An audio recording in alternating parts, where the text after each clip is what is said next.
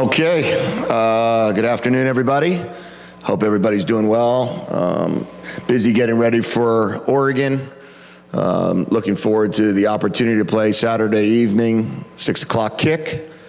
Need everybody at the game. Looking forward to a chance to play a really, really good football team. And our guys are excited about it. We had a good day yesterday, watched the film from Saturday. Saw a lot of things that we felt we could build upon. Saw a lot of things that we thought we did well but can do better.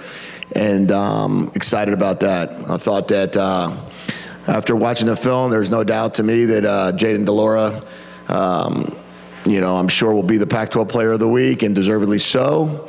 I think that he's going to be somebody that will continue to improve each week. It was pretty neat to see how he played, and the fact that we've only had him for 5 games. You look around the league and you look at the quarterbacks and the head coaches, the relationships that they've had with their guys for a very long time. Even in this case with Bo Nix coming from Auburn, where their offensive coordinator was at prior. I'm just looking forward to just Jayden getting better every single week. Defensively, I thought we had a good game. The more I watched it, the more plays I saw on film that were to be had. I thought our guys played with great passion and energy. So complimentary football last week. We're going to need complimentary football this week. This is going to be a great challenge for our team. I think Coach Lanning has done a great job. I think he's an outstanding football coach, and respect him a lot. I respect him a lot. So I know we're going to have a great challenge, and we're looking forward to it. Jayden had mentioned doing more checkdowns and recognizing that himself, that the importance of that as far as instead of forcing it down the field when maybe someone wasn't wide open. Did you recognize that as well on film? Yeah, as we talked from the week prior, and as we are spending more time together in the film room, there's some opportunities, especially on early downs, to be able to find completions. I think he was a 71% passer this past game. And when you're at that number, it's because you're able to say no, yes, rather than no, I'll wait, and then something bad happens. And what he's been able to do and what he's really emphasized is the more he can see things quicker, the more he can get the ball out of his hands faster, less hits, and more to the playmakers quicker. Is this as talented a receiving core as you've worked with in college?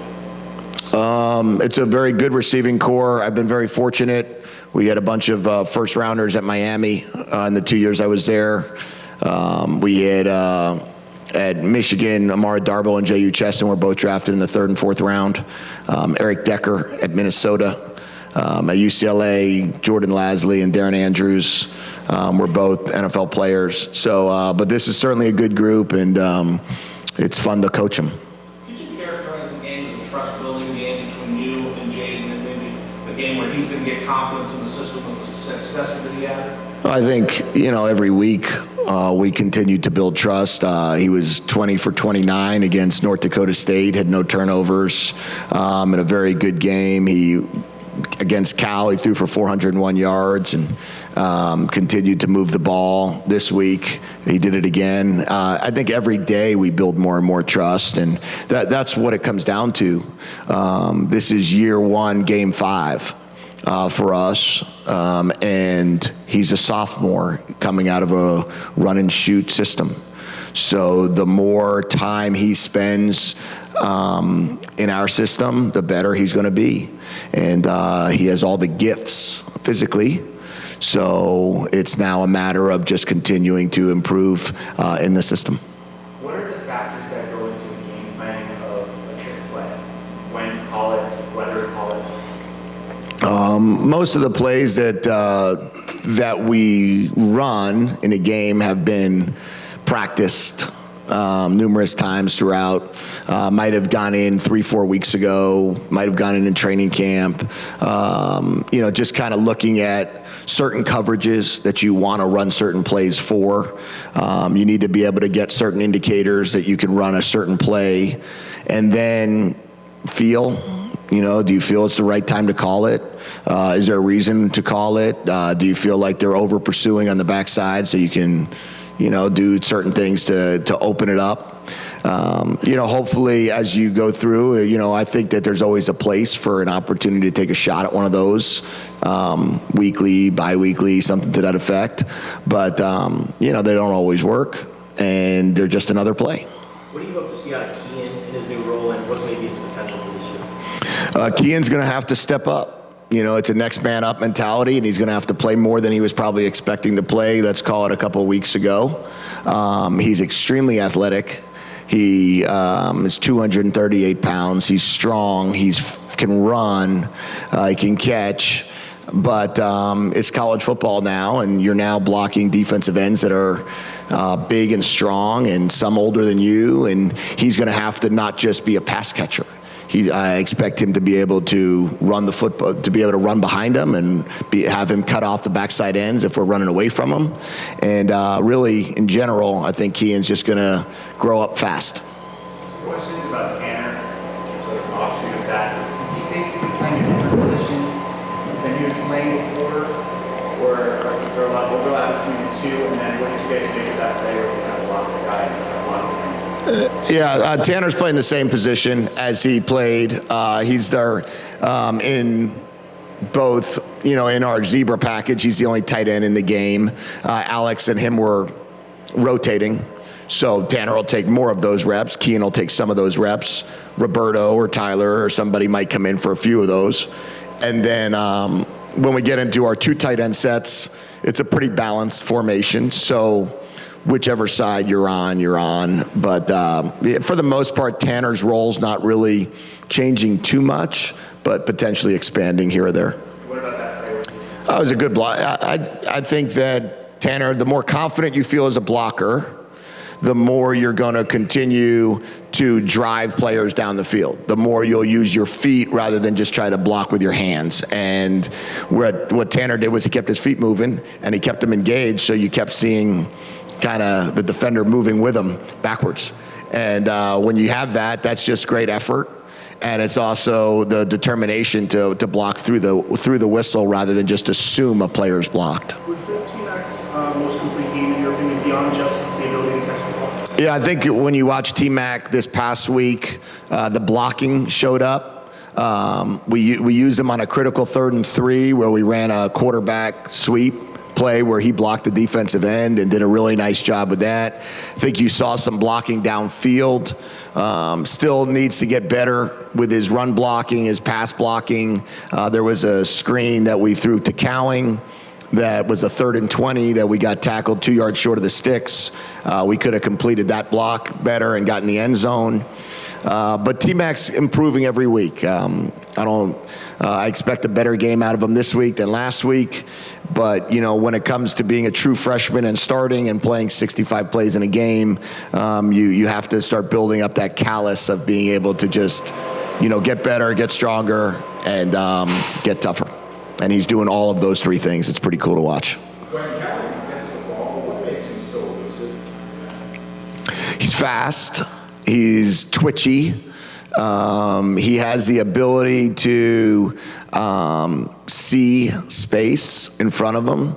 You know, football is a big game of geometry. When you can see space and you're able to have an idea of angles is what I think he does really well. I think he can understand what angle a defender's coming at him, and he does a nice job of avoiding. Were you concerned at all when you looked at his UTEP opposition that he could do the same thing here? You know, I wasn't, because I think when you look at his skills, his true skills of catch, run, and you could see him pulling away from defenders. And when you could see a guy pull away from defenders, you kind of can translate that to our level. Let's just say to, you know, being able to do it in Pac-12 games. But he's going to have a good game this week. We need Jacob to have his best game. And we know that with these defenders, they're going to be physical. They're going to be very well coached. They're tough. And for Jacob in this game, it's going to be a great challenge. Is it unusual that 2 guys who hadn't played together before getting here are doing what Jaden and Jacob are doing together at this point in the season? Yeah, well, I think it's a credit to those two kids and their coaches. Jimmy and Kevin have done a great job, Coach Cummings and Coach Doherty, of connecting those guys pre-practice, post-practice, making sure that they're always getting some extra work in. Those two guys are very close, but it's not just, those two. It's now Dorian's getting involved in the picture, and T-Mac, of course, and the ability to just kind of use the summertime and use training camp, post practices to just get maybe another rep. And the more comfortable you are communicating, like, hey, if they do this, I'm going to break in, or if this corner stays high, I'm going to do whatever. The more comfortable they are to talk with each other, the more players can just be players out there. And that's what Mike Wiley is. Mike Wiley is just a ball player. So there's some things that Mike does sometimes that I'm like, hey, what just happened there? And he's like, well, I saw this or I saw that. And that's what really good players can do.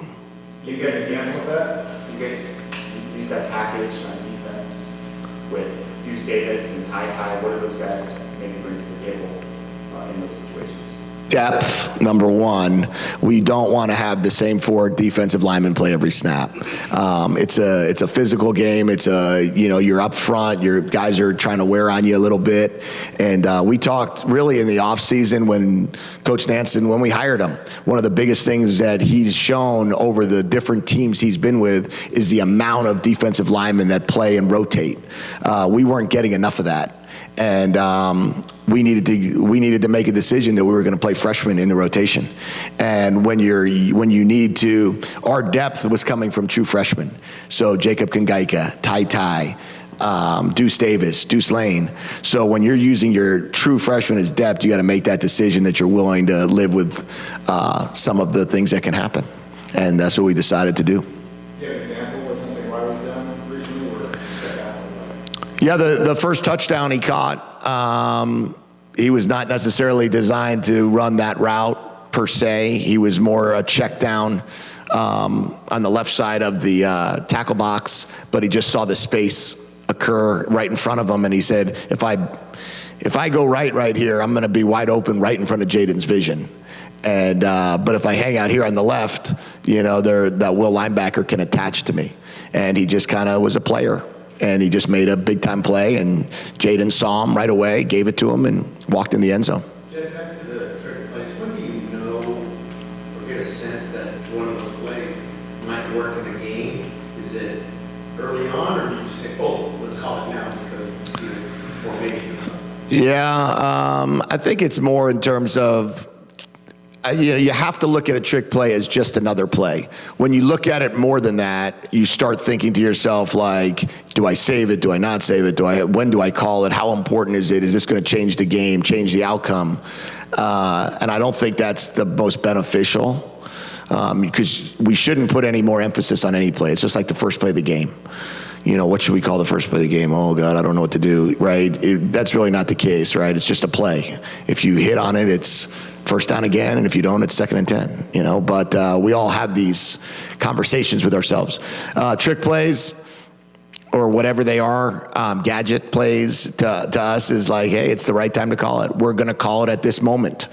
We design plays for certain parts of the field, and then when we get to that part of the field, we'll use it. Do you have any updates at this point on Tia Sadea and your I believe Jackson is going to be full go, and Tia is day-to-day. But we're still evaluating just because we only had one day of practice. Jedd, going into the game, you talked a lot about gap assignment and alignment and tackling. After watching the film, how do you evaluate how the team did in those two areas?